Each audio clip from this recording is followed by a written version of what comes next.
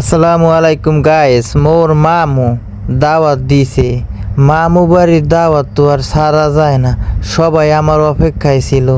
আমি কোন সময় আসবো, কোন সময় আসবো, আসলি খাবার দেওয়া শুরু করে দিবি। আইসে দিয়ে সবাই বসে রয়েছে। তারপরে আমিও আইসে বসলাম। তারপরে খাবারের অপেক্ষায় ছিলাম, খাবার কোন সময় আসবে। মোর আবার হাত কাটতে গেছে, হাতে মোর ঠুসকা পড়ছে। আমি চিন্তা করি কীভাবে খাবার খাবো। মামু আবার খাবার বাইরে দিতে আসে। আমি এবার চিন্তা ভাবনা করলাম, মামু যেমন খাবারই বাইরে দিতে আসে, যেই রকমের হোক মামু বাড়ি খাওন সারা যাইবে না।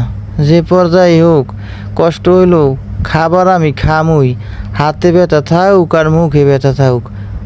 মামু বাড়ি তো আর নিত্য নিত্য দাওয়াত পামু না, মোডে দাওয়াত পাই নিয়া মামু বাড়ি।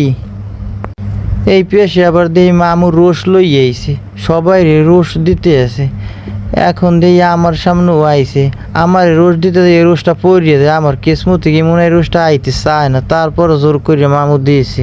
মুই আবার রোষটারে খুঁটছি, খুঁটে আনি একটু মুখে দিমু, দেখমু যে কীরকমের টেস্ট হয়েছে।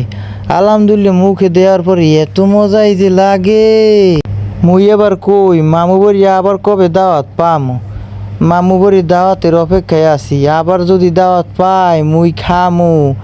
আজকে যে মুই খাইছি মামু বাড়ি 8 পর্যন্ত 4টি খাইছি। এত যে মজা, মোর মামি রান্না করছে, প্রচুর পরিমাণে স্বাদ। মামু বাড়ির দাওয়াত মোটে কি আর সারা যায়, খাইছি ও আজকে প্রচুর পরিমাণে। আবার কবে দাওয়াত পাই না পাই কওয়া যায়। তারপর মোর মামু মোরে কোকো দিয়েছে, খাইয়ে মুই প্লেট 4টি হেলাইছি।